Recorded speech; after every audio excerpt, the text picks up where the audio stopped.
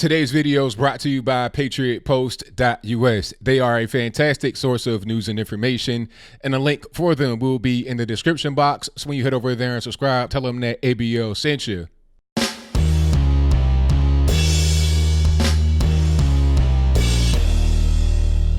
How's everybody doing? My name is Anthony Brian Logan, and today we got to talk about this video I came across on Facebook that is totally ridiculous. Apparently, there's this quote-unquote gender studies professor who says that black women's obesity is because of racism. Now, I thought about everything that I have heard related to racism, economics, the cultural thing, but obesity and racism, it's really weird. But before I even get into it, let's go ahead and roll the clip. This comes from Oprah Winfrey's network. No surprise there.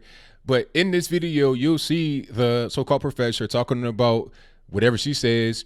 After we get done with that, I'll talk about what she said, give you my 2 cents, and then I'll wrap it on up with a nice bow on top. So without further ado, let's go ahead and roll it. Like, I hate when people talk about black women being obese. I hate it. Because it becomes a way to blame us for a set of conditions that we didn't create. We're moving, we're taking care of kids, but our food quality suffers. We are living in the Trump era. And look, those policies kill our people. You can't get access to good health care, good insurance. The research says that black women, when we do the same diets as white women, we lose less weight and we lose it slower, even when we're following the diet, than our white women counterparts. And what public health practitioners think is that our stress responses in the body change our metabolism. It's literally that the racism that you're experiencing and the struggle to make ends meet actually means the diet don't work for you the same. Okay, so you saw that, you heard what's going on, you see what's going on. Now that was ridiculous. I mean, I've seen some ridiculous things in my day, but that right there was right out there at the very top. The first thing I want to address is not exactly what she said, but the reaction to what she said from the crowd. And she was like, well, we're in the Trump era. And then the crowd was like, I was like, really? Like, y'all believing in this? You understand what I'm saying? You're not going to be like, oh, well, maybe racism ain't the reason why people are obese. Just maybe I really don't agree with that. You're like going along with it. This is ridiculous. This is totally absurd. But how are you going to even mention Donald Trump in your argument, I guess, to say that obesity is not your fault?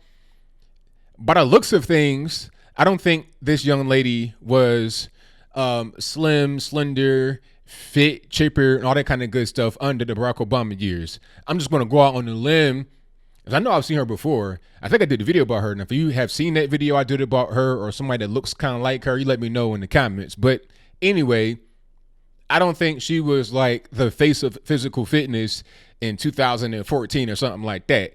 This has probably been going on for a very long time, but I digress. How are you going to blame anybody else for what you have done to yourself or what you do not do for yourself? All right. And we got to talk about this argument of income inequality and poverty being kin to obesity. When you don't have money, you're not going to be able to eat.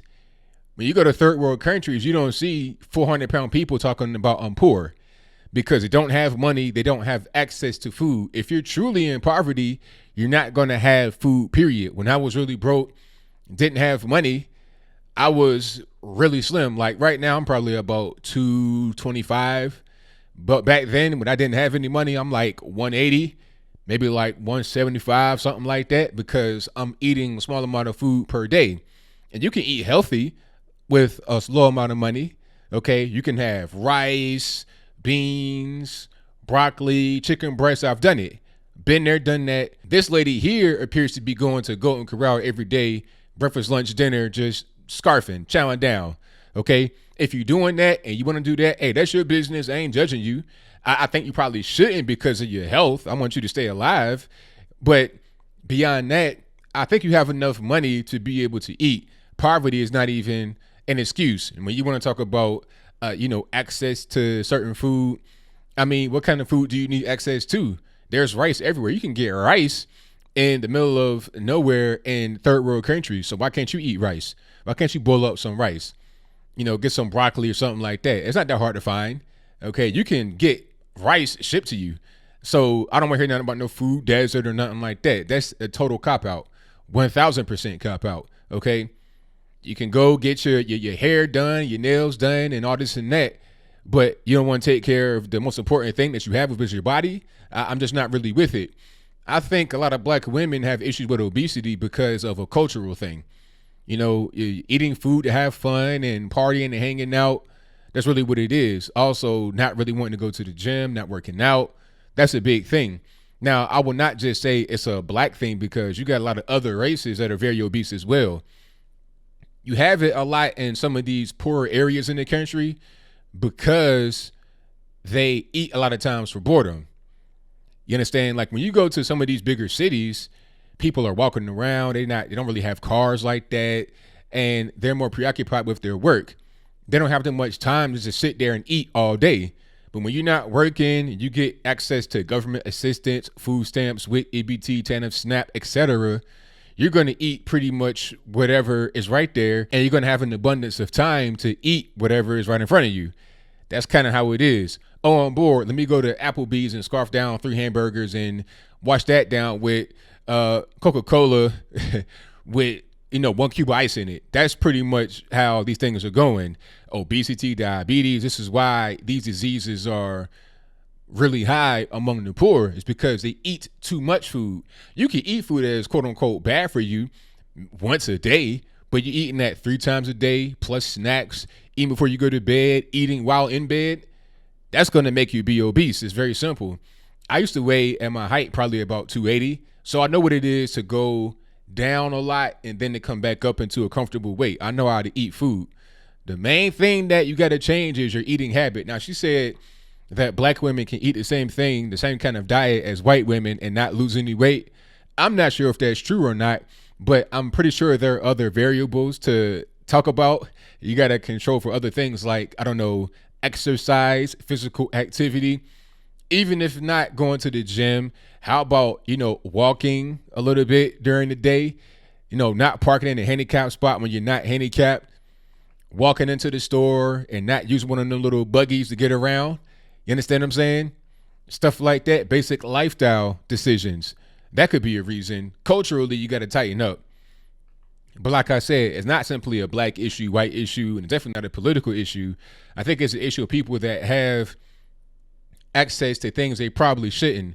Too much food, too much time will equal an obese person if you are not regulating your time and your food consumption appropriately. If you eat to have fun, to party and stuff like that, and there is no exercise, no physical activity, you just sedentary all day, every day, you're going to balloon and get up there in the weight. You're going to be on 600-pound life before you know it. Hopefully this lady, Brittney Cooper, does not end up on 600-pound life. I think she's too busy going around the country doing these speeches on white privilege and stuff like that, but I digress.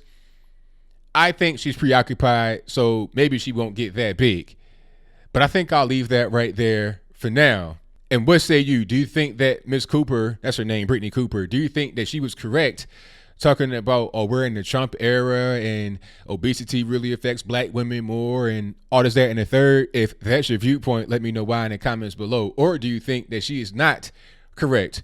What I think as I close is that this is all just kind of a game to go out here and get money from doing these speeches, these talks, or whatever. This is the same lady that said that somehow time is racist. I think she said that white people own the concept of time. And to break it on down to its core of what she was trying to say in her argument, to say that a black person is on CP time, color people time, or that black folks are late, or to even accuse a black person of being late might be kind of racist, because white people own the concept of time. It's theirs. So to have us adhere to their standards is bad, like the quote unquote white beauty standard. People like this seem to be fringe. They seem to be kind of far out there, but this lady was on television talking like this, okay? People like this get invited all over the country, speak to Fortune 500 companies. A guy named Tim Wise, who has this book called White Like Me, even though he's Jewish, but I digress. This dude is a total SJW, same as Sean King and the rest of them. He gets invited to speak at Apple, if I'm not mistaken, or Google, or both. Now, how much do you think he got paid to speak at Apple and or Google? Okay, just think about that for a moment, and then you're doing that consistently all day, every day. You know, you might have 5, 6 speeches a month, maybe more, maybe 10. You're constantly in the airport. How much do you make doing that?